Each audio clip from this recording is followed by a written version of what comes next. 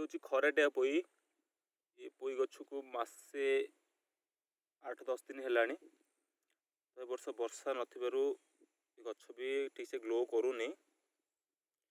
तथापि एबे टिके भल देखा जाउची आग अपेक्षा। आगर तो पूरा छोट छोट थिला, बिल्कुल बढ़ू नथिला। एथरे किछि पीडिया दिया है ने पर्यंत, जेतु मोटा पोई बोलिका।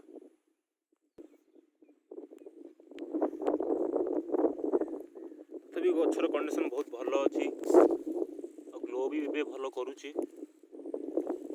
देखा जाओ कौन होची। देखो पोई केते मोटा आछी। ये होची मोटा पोई, बहुत मोटा हबो पोई और लंबा भी अधिका हबो सरू पोईठू। ए सरू पोई भी हम लगे आइछि, किंतु मोटा पोई पर अधिक फोकस दिया होची। एथरे पीडिया फीडिया दिया हबो। हमर 2-3 दिन गला परे आउटे पीडिया दिया हबो, स्लो पीडिया दिया हबो, नहले पोई लंबा रे बढ़ी जीवो, मोटा हबोनी। देखो गछ पूरा चांगा गछ। एबे टे गछ बाहरची। टिके खरा कमिला कोन गछ बाहरला। आगुर एते जोर खरा होउतिला, ए गछ ही पूरा तळे ही थिला। आमे तो भाबुतले गछ बंचियो कि मरियो, हबो कि न हबो, तथापि भरोसा नथिला। एबे तथापि बहुत कंडीशन भल आसिलानी, लागुची भल ही हबो। हम देखौची छोट सरू पोई।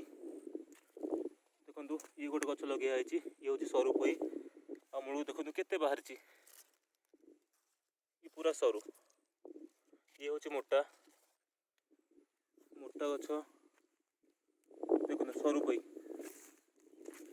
सरू पोईर यही होची लक्षण जे गछ बहुत जल्दी ग्लो करियो। हेले पूरा पतला।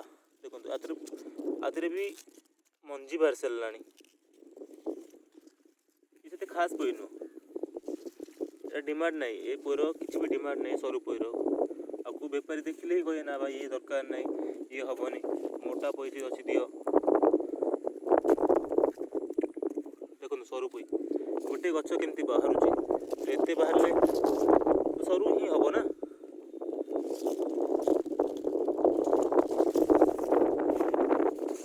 यदि लगे पोई चाष करने चाहूँगी तो मंजी किनले समय कहतु मोटा पोई देवे।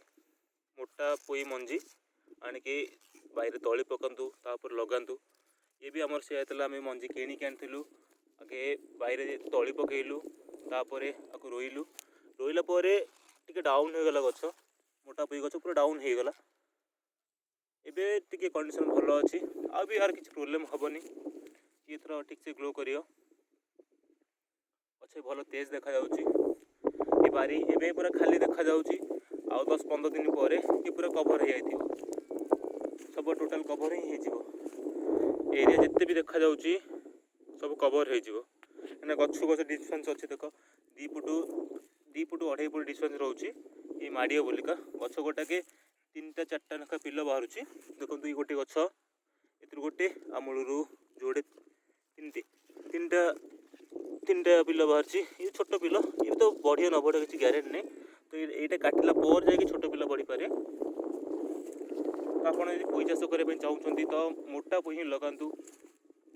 पत्तर मोटा रहिबो, पत्तर बड़ भी रहिबो, पत्तर भी सेलिंग हेबो, पोई भी भल सेलिंग हेबो। मार्केट रे चाहिदा रोची।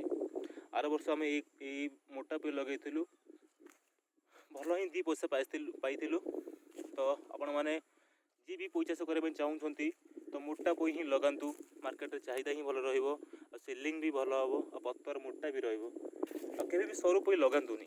सरू पोई लगे लस देखिबो। देखंतु ये होची सरू गछ। आ गछ केते बाहर देखंतु। देखो ये पोईटा किसी फायदा ही ना ये पोई रे।